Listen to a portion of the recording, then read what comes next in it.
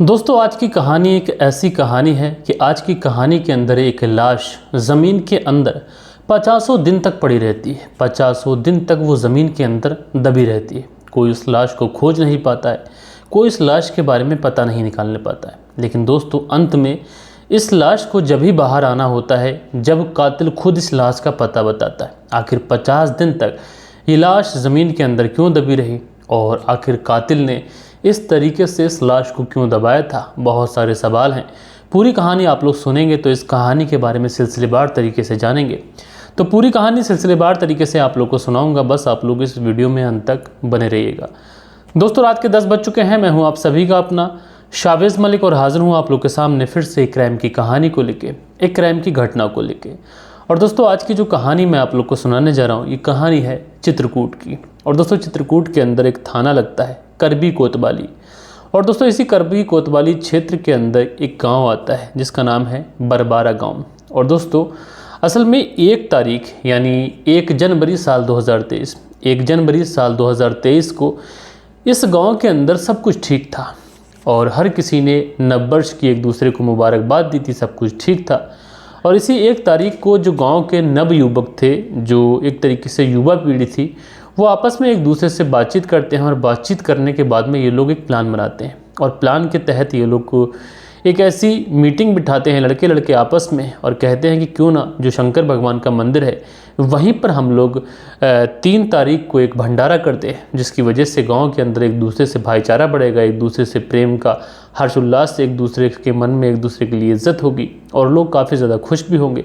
अच्छा, जो भंडारे का प्लान था ये सक्सेसफुल होता है। उसके बाद में जो सारे लड़के होते हैं भंडारे के लिए सामान वगैरह इकट्ठा करने लगते हैं। अब दोस्तों भंडारे के लिए सामान वगैरह इकट्ठा होने लगता है। वहाँ के जितने भी लड़के होते हैं वो एड़ी चोटी का जोर लगा देते हैं इस भंडारे को अच्छी तरीके से करने के लिए। अच्छा, पूरे गांव के अंदर एकदम से खुशी भी हो जाती है कि शंकर भगवान का भंडारा किया जा रहा है। सब लोग बढ़ चढ़ कर उसमें हिस्सा भी लेते हैं। भंडारे की पूरी तैयारियाँ हो जाती हैं। चूँकि शंकर भगवान का मंदिर था इसलिए कुछ लोग वहाँ पर ऐसे लड़के वगैरह इकट्ठा होते हैं और उसके बाद में खाने पीने का जो इंतज़ाम होता है वो होता है। लेकिन उसके बाद में जो कुछ लड़के होते हैं वो आपस में कुछ इस तरीके की बातें करते हैं और कहते हैं कि नशे का कोई इंतज़ाम किया जाए। उसके बाद में जितनी भी युवा पीढ़ी थी वहाँ पर बैठकर नशा करते हैं और नशा करने के बाद में दोस्तों जो निखिल था ये भी वहाँ पर नशा करता है। निखिल एक व्यक्ति जिसका नाम निखिल सिंह पटेल उर्फ निखिल वर्मा, ये भी इस भंडारे में शामिल था। दरअसल दोस्तों निखिल की फैमिली जो थी वो इस भंडारे से घर वापस जा चुकी थी, लेकिन जो निखिल था ये अभी भी अपने दोस्तों के साथ में वहीं पर रुका हुआ था, वहीं पर बैठा हुआ था और अपने दोस्तों के साथ में नशा कर रहा था। अच्छा दोस्तों, जब ये सारे लड़के 3 तारीख की रात में उस मंदिर पर रुक जाते हैं, उसके बाद में पूरी रात गुजर जाती है और सुबह का यानी 4 तारीख का वक्त आ जाता है। सुबह का वक्त होता है। निखिल के परिवार वाले अब निखिल के लिए थोड़ा सा चिंतित होते हैं कि रात भर कहाँ रहा, कहाँ सोया होगा। तो जो पिताजी हैं निखिल के, वो निखिल की माताजी से कहते हैं कि हो सकता है कि भंडारे का कुछ सामान वगैरह बचा हो, इसलिए ये उस सामान को वहाँ पर उसकी देखभाल करने के लिए उसी मंदिर पर सो गया हो और मैं जाता हूँ देख के आता हूँ। इसलिए जो निखिल के पिताजी होते हैं वो उस मंदिर पर पहुँचते हैं, देखते हैं तो निखिल तो वहाँ पर मौजूद होता नहीं है। इसलिए थोड़ा सा चिंतित भी होते हैं, लेकिन चिंतित होने के बाद में ये सोचते हैं कि हो सकता है किसी दोस्त के साथ में निकल गया हो। उसके बाद में जो निखिल के पिताजी होते हैं, जितने भी दोस्त होते हैं निखिल के, उन सारे के सारे लोगों के घर पे पहुंचते हैं और घर पे पहुंचने के बाद में सब लोगों से पूछताछ करते हैं किसी ने निखिल को देखा क्या। लेकिन दोस्तों निखिल का ना तो कहीं से कोई पता चल रहा था और ना तो निखिल की कहीं से कोई आवाज़ आ रही थी। अब दोस्तों जब दोस्तों के यहाँ से भी पता नहीं चल पाता है निखिल के बारे में, तो परिवार जो था अब बहुत ज़्यादा परेशान होता है, क्योंकि एक दिन गुजर चुका था, पूरी रात गुजर चुकी थी, उसके बाद में दूसरा जो दिन था वो भी गुजर चुका था, लेकिन निखिल का कहीं से भी कोई पता नहीं चल रहा था। इसलिए परिवार वाले अब जो रिश्तेदार होते हैं उनके घर पर फ़ोन कर पता करने की कोशिश करते, कहीं ऐसा तो नहीं निखिल किसी रिश्तेदार के घर पर आ गए हो। दोस्त यारी में हर घर पर जाकर जो परिवार वाले थे, माता पिता थे, वो पूछताछ करते हैं शायद किसी दोस्त के घर जाके सो गया हो, तो वहाँ से भी कोई पता नहीं चलता है। परिवार वाले गांव के अंदर हर घर में घुसकर देखते हैं कि उनका बेटा किसी घर के अंदर किसी दोस्त के साथ में आ गया हो, सो गया हो, शायद रात भर जगा हो इसलिए किसी के घर में सो के पड़ गया हो।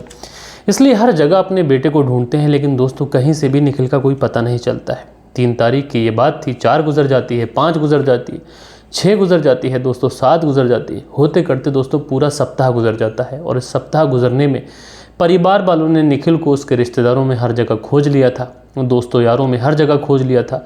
पूरे गांव के अंदर हर घर में जाकर तलाशी ले ली थी कि उनका बेटा किसी घर के अंदर मौजूद है या फिर नहीं। और परिवार वालों के लिए चिंता इसलिए भी बढ़ रही थी क्योंकि निखिल की ना तो उनसे कोई ऐसी हुज्जत लड़ाई वगैरह कुछ हुई नहीं थी जिससे निखिल घर छोड़ के चला गया हो, ना तो कोई परिवार के बीच में विवाद था। निखिल तो अपने माता पिता के साथ में बहुत प्यार से रह रहा था, इसलिए पिताजी की चिंता बहुत ज़्यादा बढ़ जाती है। इसलिए एक सप्ताह बीतने के बाद में पिताजी होते हैं वो पुलिस थाने पहुंचते हैं और पुलिस थाने पहुंचने के बाद में अपने बेटे निखिल की गुमशुदगी की रिपोर्ट लिखाते हैं और पुलिस ये पूरा मामला दर्ज करती है। चूँकि 8 दिन बीत चुके थे, इसलिए अब ये मामला पुलिस के लिए भी काफ़ी ज़्यादा गंभीर हो चुका था। अब दोस्तों पुलिस ये मामला दर्ज तो कर लेती है, लेकिन दोस्तों पुलिस इस पूरे मामले को ज़्यादा गंभीरता से नहीं लेती है, क्योंकि 21-22 साल का एक लड़का है जिसका नाम निखिल है, वो घर से लापता है। कायदे में उसके पास इतने पैसे भी नहीं थे, ना तो किसी के साथ में कोई उसकी रंजिश थी। इसलिए पुलिस वालों को ये लगता है कि कौन उसका अपहरण करेगा या फिर कौन उसकी हत्या करेगा। हो सकता है कि वो कहीं पर चला गया हो। हालांकि पिता को ये लग रहा था कि उनके बेटे का अपहरण हुआ है। अब दोस्तों पुलिस इस मामले को जब ज़्यादा गंभीरता से नहीं लेती है तो दिन ब दिन गुजरते रहते हैं और जो जनवरी का महीना था, यानी 3 तारीख की रात को ये गायब हुआ था और जनवरी का पूरा महीना बीत जाता है, लेकिन ना तो पुलिस निखिल को ढूंढ पाई थी और ना तो निखिल का कहीं से कोई पता चल पा रहा था। कायदे से पुलिस को इस मामले को गंभीरता से लेना चाहिए था और निखिल को ढूंढना चाहिए था, लेकिन दोस्तों जो काम पुलिस नहीं कर रही थी वो निखिल के पिताजी कर रहे थे।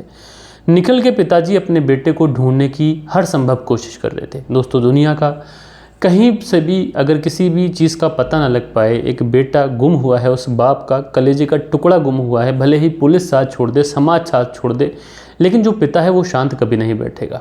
इसलिए जो पिता था ये अपने बेटे को ढूंढने की हर संभव कोशिश करता है और तमाम सबूत इकट्ठा करता है। और तमाम सबूत इकट्ठा करने के बाद में जब फरवरी की 23 तारीख आ जाती है, ऑलमोस्ट 2 महीने का समय गुजरने को होता है, उसके बाद में जो निखिल के पिताजी होते हैं ये भागकर पहुंच जाते हैं एसीपी जो होते हैं वहाँ के बृंदा शुक्ला उनके पास में। और वहाँ पर पहुँचने के बाद में कहते हैं कि साहब 3 तारीख जनवरी की थी जब रात में मेरे बेटे ने भंडारा कराया था और उसी भंडारे से जब वो रात में वहाँ पर रुक गया था, उसी भंडारे वाले दिन से ही वो गायब है और अभी तक वो घर नहीं पहुँचा है। हमने पुलिस में कंप्लेंट भी लिखाई थी, लेकिन पुलिस भी अभी तक हमारे बेटे को ढूंढने में असमर्थ है। लेकिन साहब गांव के अंदर 2 व्यक्ति हैं, इस एक व्यक्ति का नाम है कमल उपाध्याय और एक का नाम है शनि। और ये जो दोनों व्यक्ति हैं इनसे मेरे बेटे की एक समय पर काफ़ी ज़्यादा दोस्ती भी थी और कभी कभी इनसे रंजिश भी हुई। साहब वैसे तो मैं किसी को बच्चे को फंसाना नहीं चाहता, लेकिन एक बार अगर तुम इन दोनों से पूछताछ कर लेते, मुझे लगता है कि इन्हीं दोनों ने कुछ ना कुछ तो मेरे बेटे के साथ में किया है। एक बार अगर तुम पूछताछ कर ले से इनसे तो एक बूढ़े बाप के कलेजे को ठंडक पड़ जाती। अब दोस्तों जब ये बाप इस तरीके से जो वहाँ की एसपी होती हैं बृंदा शुक्ला उनसे इस तरीके की बातें कहता है तो कहीं ना कहीं जो बृंदा शुक्ला होती हैं वो भी परेशान हो जाती हैं। लेकिन वो कहती हैं कि इस तरीके के मामले में डायरेक्ट जो एसीपी होता है वो इन्वॉल्व नहीं हो सकता है, इसलिए जो वहाँ के थाना प्रभारी हैं मैं उनसे बोल दूँगी और वो अच्छे तरीके से जाँच करेंगे, तुम्हारे बेटे को ढूंढने में तुम्हारी हर संभव मदद करेंगे। लेकिन दोस्तों जो बाप होता है वो कहता है कि आप अगर सही तरीके से इस मामले को जो है थाना प्रभारी से कह दें तो शायद मेरी कुछ मदद हो जाए। उसके बाद में जो बृंदा शुक्ला होती हैं वहाँ के जो थाना प्रभारी होते हैं उन्हें अपने ऑफिस में बुलाती हैं और जैसे ही वो थाना प्रभारी उनके पास आते हैं तो ये जो बाप होता है निखिल का ये फूट फूट कर रोने लगता है और फूट फूट कर रोने के साथ में ये कहता है कि साहब मैं पिछले 50 दिनों से ऑलमोस्ट 2 महीने का समय गुजरने को है, मैं अपने बेटे को हर जगह ढूंढ रहा हूँ। मैंने पुलिस कंप्लेंट भी लिखाई थी, लेकिन ये जो साहब बैठे हैं इन्होंने एक ज़रा सा कदम भी नहीं उठाया मेरे बेटे को ढूंढने के लिए, या फिर यूं कहें कि इनके कान पर जूं तक नहीं रेंगी। अब जैसे ही जो एसीपी बृंदा शुक्ला होती हैं जब उस पिता को फूट फूट कर रोते हुए देखती हैं तो जो थाना प्रभारी होते हैं उन्हें तुरंत निलंबित कर देती हैं और कहती हैं कि तुम छुट्टी पर रहो और इस केस की छानबीन मैं खुद करूँगी। अब दोस्तों जब कायदे से एक अफसर का या यूँ कहें कि उसको निलंबित कर दिया जाता है तो बाकी के जो थाने में जितने भी कर्मचारी होते हैं सब के सब एकदम से हड़कंप मच जाती है, सबके सब अपनी नौकरी बचाने में लग जाते हैं। और दोस्तों उसके बाद में जो 2 व्यक्ति होते हैं कमल उपाध्याय और शनि, इन दोनों को उठाया जाता है और उठाने के साथ में इन दोनों से पूछताछ की जाती है। अब दोस्तों कमल उपाध्याय और शनि को जब उठाया जाता है और इनसे जब पूछताछ की जाती है तो पूछताछ के साथ साथ पुलिस अपनी इन्वेस्टिगेशन भी कर रही थी, तमाम तरीके की कॉल डिटेल भी निकाल रही थी, सर्विलांस की मदद भी ली जा रही थी, सीसीटीवी अगर वहाँ पर कुछ थे तो वो भी खंगाले जा रहे थे। लेकिन दोस्तों पुलिस की छानबीन, पुलिस की जितनी भी जांच थी उसके इर्द गिर्द 2 व्यक्तियों के ऊपर पुलिस का शक जाता है। पहला व्यक्ति कमल उपाध्याय खुद होता है। जो शनि होता है उसके ऊपर तो इतना शक नहीं जाता है, लेकिन कमल उपाध्याय के ऊपर शक जाता है। और गांव की ही रहने वाली एक महिला जो कि शादीशुदा महिला थी, इस महिला का नाम था सीमा वर्मा, इसके ऊपर शक जाता है। दरअसल जो निखिल था उसके मोबाइल पर लास्ट कॉल अगर किसी की आई थी, कॉल डिटेल में पता चला था तो वो सीमा वर्मा की थी। इसलिए पुलिस अब कमल उपाध्याय और सीमा वर्मा को उठाती है और इनसे उठाने के बाद में इनसे पूछताछ करती है। अब दोस्तों शुरुआत में जब पुलिस इनसे पूछताछ करती है तो ये तरह तरह की बातें पुलिस को घुमाते हैं, इधर उधर की बातें बताते हैं। लेकिन दोस्तों जब पुलिस इनसे हर तरीके से पूछताछ करती है, तमाम सबूतों को रखने के बाद में इनसे पूछताछ करती है, थोड़ी सी सख्ती दिखाती है, तो ये लोग पुलिस की सवालों के सामने हार जाते हैं और ये लोग सोचते हैं कायदे से अब झूठ बोलने से कोई फ़ायदा नहीं है। उसके बाद में ये पूरी कहानी सिलसिलेवार तरीके से पुलिस को बताते हैं। दरअसल दोस्तों गांव की रहने वाली ये जो महिला है सीमा वर्मा, ये शादीशुदा महिला थी और इसकी दोस्ती निखिल के साथ में होती है। अब दोस्तों जब निखिल के साथ में सीमा वर्मा की दोस्ती होती है तो उसके बाद में फ़ोन पे बातचीत होना शुरू होती है। जब फ़ोन पे बातचीत होना शुरू होती है तो उसके बाद में घंटों घंटों तक ये लोग आपस में फ़ोन पे बातचीत करते रहते हैं। उसके बाद में इनके बीच में मिलना मिलाना ये सारी चीज़ें होती रहती हैं। हालांकि जो सीमा वर्मा थी शादीशुदा महिला थी और निखिल को भी ये भरपूर पता था कि जो सीमा वर्मा है वो शादीशुदा है, इसके साथ में उसका कोई भविष्य नहीं है। लेकिन उसको ये लगता था कि कम से कम बात हो जाती है, कम से कम कभी कभी उससे मिलना जुलना हो जाता है, इतना ही बहुत है। इसलिए जो निखिल था ये सीमा वर्मा के प्यार में पागल था और लगातार उससे मिलना मिलाना करता था, एक तरीके से अवैध रिश्तों में बहता चला जा रहा था। लेकिन दोस्तों जो सीमा वर्मा थी निखिल से तो मोहब्बत करती थी, साथ के साथ उसके साथ में शारीरिक संबंध भी स्थापित करती थी। लेकिन इसी बीच में इसकी नज़र निखिल के दोस्त कमल उपाध्याय पे पड़ती है। कमल उपाध्याय जो कि देखने में काफ़ी खूबसूरत, लंबा तड़ंगा और खूबसूरत जबान, जब ये उसको देखती है तो उसको अपना जो इसके दिल में बातें थी प्रपोजल कर देती है। अब जैसे ही कमल उपाध्याय सीमा वर्मा की तरफ से प्रपोजल आते हुए देखता है तो वो तुरंत एक्सेप्ट कर लेता है। अब दोस्तों आजकल की कहावत है कि अगर सामने से खुला प्रपोजल आए तो भला कौन ही ठुकराएगा। लेकिन दोस्तों इंसान को मर्यादाएं कभी नहीं भूलना चाहिए। इंसान को किसी का प्रपोजल एक्सेप्ट करते टाइम 1000 बार सोचना चाहिए कि इन चीज़ों का भविष्य क्या होगा। अब दोस्तों जो कमल उपाध्याय था ये भी सीमा वर्मा के टच में आ जाता है और जो निखिल था वो तो पहले से ही सीमा वर्मा के टच में था। अब जो सीमा वर्मा थी कभी निखिल से बात करती, कभी कमल से बात करती। जब कमल से बात करती तो निखिल का फ़ोन वेटिंग में जाता, जब निखिल से बात करती तो कमल का फ़ोन वेटिंग में जाता।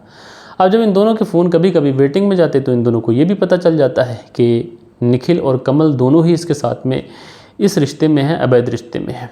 अब दोस्तों जब कभी कमल से वो मिलती तो निखिल से नहीं मिल पाती, जब कभी निखिल से मिलती तो कमल से नहीं मिल पाती। तो कायदे से जब इन दोनों को ये पता चलता है कि वो हम दोनों के साथ में इस रिश्ते में है तो इन दोनों को एक दूसरे से जलन होने लगती है। निखिल को लगता है कि अगर कमल रास्ते से हट जाए तो सीमा सिर्फ मेरी होकर रहेगी, और कमल को लगता है कि निखिल अगर रास्ते से हट जाए तो सीमा सिर्फ उसकी होकर रहेगी। और इसी उधेड़ बुन में इन दोनों का दिमाग लगा रहता है। अब दोस्तों कायदे से ये दोनों ही लड़के उस शादीशुदा महिला के प्यार में इस कदर पागल थे कि इन दोनों को एक दूसरे के बारे में तो इन दोनों के बीच में नफ़रत हो चुकी थी। इन दोनों को ये भी नहीं ख्याल था कि एक शादीशुदा महिला से इनका कोई भविष्य नहीं है। अब उसके बाद में चीज़ें चलती रहती हैं। जो सीमा थी ये इन दोनों को जैसे तैसे कर हैंडल करती रहती है। लेकिन दोस्तों जैसे जैसे वक्त गुजरता है और इसी 3 तारीख की बात है जिस दिन भंडारा था, तो निखिल सीमा को कॉल करता है और कहता है कि मैं तुमसे मिलना चाहता हूँ। सीमा कहती है कि ठीक है। उसके बाद में मानसिंह के खेत में सीमा और निखिल एक दूसरे से मुलाकात करते हैं और जो निखिल था उस समय नशे में था। ये सीमा से तरह तरह की बातें कहता है। वो कहता है कमल को तुम छोड़ दो और सिर्फ उसके साथ रहो। अच्छा जो सीमा थी वो कहती है कमल भी उससे प्रेम करता है, तुम भी उससे प्रेम करते हो, तो जैसे मैं उसके साथ रह रही हूँ वैसे ही तुम्हारे साथ रह रही हूँ, तुम्हें कोई दिक्कत होनी नहीं चाहिए। तो जो निखिल था वो कहता है कि देखो मैं भी वर्मा हूँ और तुम भी वर्मा हो, और जो कमल है वो पंडित है, तो वो तुम्हारे साथ में सिर्फ हवस पूरी कर रहा है, उसके साथ में तुम्हारा कोई भविष्य नहीं है। इसके बाद में सीमा कहती है कि देखो हवस तो तुम भी पूरी कर रहे हो और तुम्हारे साथ में भी मेरा कोई भविष्य नहीं है क्योंकि मैं शादीशुदा हूँ, इसलिए जैसे तुम दोनों रह रहे हो ऐसे ही रहो।